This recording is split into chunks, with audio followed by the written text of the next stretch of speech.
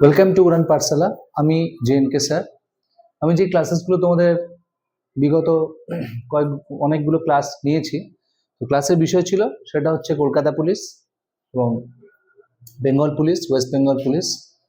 তো আমার বিষয় হচ্ছে বলার বক্তব্য সেটাই, যে কোয়েশ্চেন্সগুলো করাচ্ছে এগুলো কেবলমাত্র পুলিশের এক্সামে আসবে এমন কোনো নিশ্চয়তা নেই, অবশ্যই আসবে।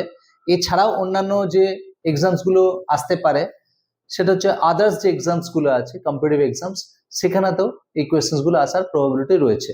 সেটা school service commission group C হতে পারে, কেমন, এসএসসি মানে স্টাফ সিলেকশন কমিশনস হতে পারে।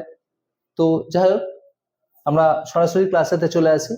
Choose the suitable word or words to complete the sentence in a meaningful manner. অর্থাৎ এই যে সেন্টেন্সটা আছে, আমরা যে ওয়ার্ডটা এখানে ইউজ করব সেটা প্রপার একটা অ্যাপ্রোপ্রিয়েট ওয়ার্ড ইউজ করব, যেটা একটা মিনিংফুল ইডিয়মস হয়। এখানে ইডিয়মস এর উপরে দেওয়া আছে, কোয়েশ্চেন্স গুলো এইভাবে দেওয়া হয়। তাহলে many persons are eager to, eager to die in, তারপরে যে ওয়ার্ডটা ইউজ করবো সেটা হচ্ছে ডাই ইন হার্নেস, অর্থাৎ কর্মরত অবস্থায় মারা যাওয়া। To die still at work, তাহলে ডাই অ্যাট ওয়ার্ক, অর্থাৎ কাজ করতে করতে মারা যাওয়াটাকে বলা হচ্ছে ডাই ইন হার্নেস। কেমন, সেই কারণে এটা হবে eager to die in harness. এই টু ডাই ইন হার্নেস এটা হচ্ছে পুরোটা হচ্ছে একটা ইডিওমেটিক এক্সপ্রেশন। বেশ, নেক্সট কোয়েশ্চেনে আসি। কি আছে, সেম আগের ডিরেকশনটাই এটাই। তো আই অ্যাম লুকিং, লুকিং এর পরে সবসময় একটা ফরওয়ার্ড হয়, পুরোটা হচ্ছে একটা ফ্রেজ। কেমন, লুক ফরওয়ার্ড টু, একটুখানি বলে রাখি এবার, লুক ফরওয়ার্ড টু, যার মানে হচ্ছে এক্সপেক্ট বা অ্যান্টিসিপেট। এটা তো বললাম মিনিংটা। এবারে ইউসেজটা কেমন না, এই লুক ফরওয়ার্ড টু এই যে ফ্রেজটা আছে, লুক ফরওয়ার্ড টু এরপরে always followed by verb I N G. কেমন, লুক ফরওয়ার্ড টু এর পরে সবসময় কে বসবে, look forward to plus verb I N G, দেখো টু বিইং। তাহলে লুক ফরওয়ার্ড টু ছাড়াও আরো বেশ কিছু ফ্রেজেস আছে, they are followed by verb I N G, such as with a view to, look forward to, with a view to, addicted to, given to, taken to, be used to,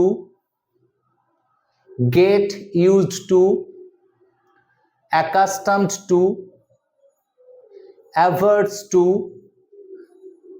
এই যে phrases গুলো বললাম, all they are followed by verb ING, ঠিক যেমন করে look forward to এর সঙ্গে হলো। কেমন, বেশ, তাহলে আনসার হচ্ছে option C, I am looking forward to being a grandmother. Next, between India and Pakistan, also same direction, আগের যে ডিরেকশনটা সেম ডিরেকশন এটা। Between India and Pakistan, Kashmir, the Kashmir issue is a bone of contention. Bone of contention মানে কি না, bone of contention মানে হচ্ছে matter of dispute. Bone of contention means matter of dispute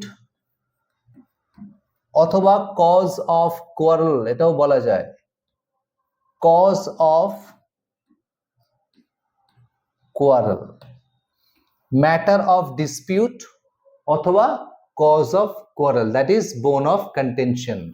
তাহলে এই bone of contention এটা হচ্ছে একটা, টোটালটা নিয়ে হচ্ছে একটা idiomatic expression.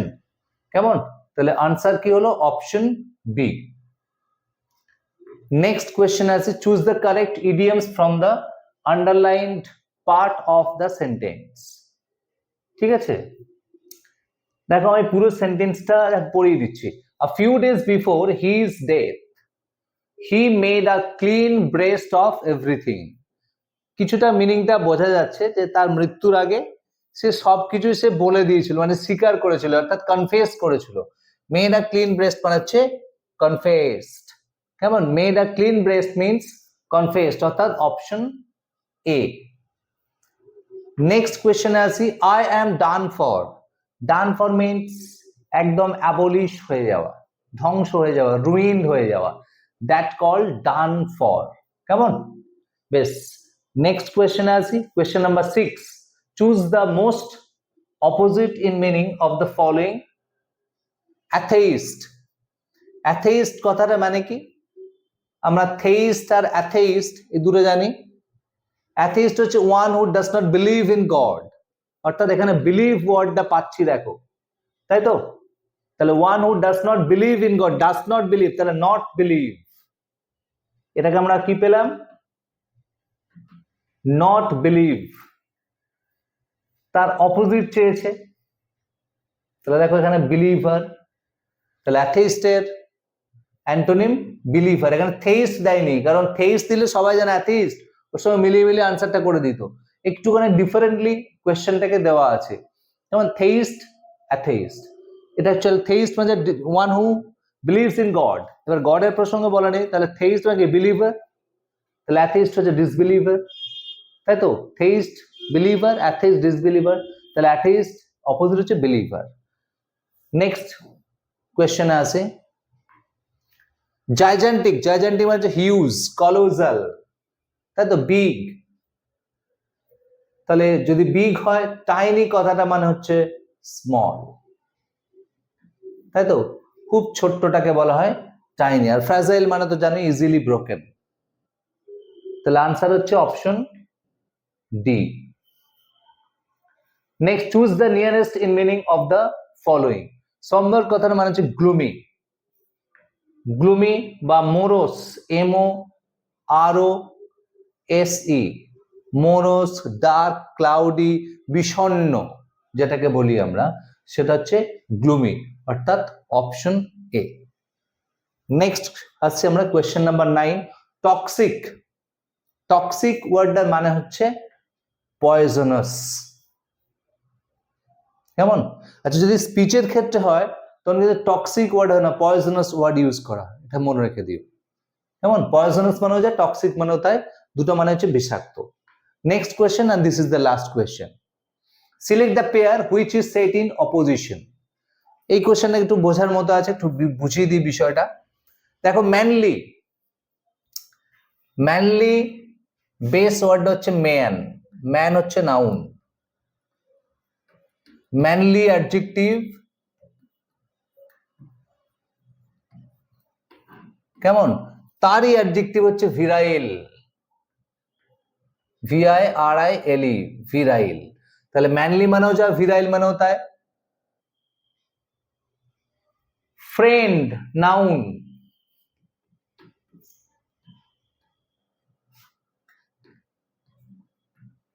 Friendly adjective, friendly adjective. তাহলে অ্যামিকেবল, এটাও অ্যাডজেক্টিভ, তাহলে এটাও যা সেম হলো, তাহলে এটাও সেম, এটাও সেম মিনিংটা। ম্যানলি অ্যাডজেক্টিভ, ভিরাইল অ্যাডজেক্টিভ, একই মানে। ওম্যানলি, এটাও নাউন, ঠিক আছে? ওম্যান হচ্ছে নাউন, ওম্যানলি, সরি, ওম্যানলি নাউন না, ওম্যান হচ্ছে নাউন, তার অ্যাডজেক্টিভ ওম্যানলি। এই এফিমিনেট মানেও তাই, কিন্তু ক্যাট থেকে এসছে, দেখো এবার, ক্যাট নাউন, ক্যাটিস এটা হচ্ছে অ্যাডজেক্টিভ, তাই তো? তার যে ফরেন অ্যাডজেক্টিভস, এগুলো প্রত্যেকটা হচ্ছে ফরেন অ্যাডজেক্টিভস, তাহলে এখানে হওয়ার কথা ছিল ফেলাইন, FELINE। ক্যাট থেকে হওয়া উচিত ছিল ফেলাইন, FELINE, ফেলাইন। আছে কি এখানে ওভাইন? ওভাইনটা কার অ্যাডজেক্টিভ? না, সিপ, SHEEP, সিপ তার অ্যাডজেক্টিভ। তাহলে এই পেয়ারটাই মিসম্যাচ করে গেছে।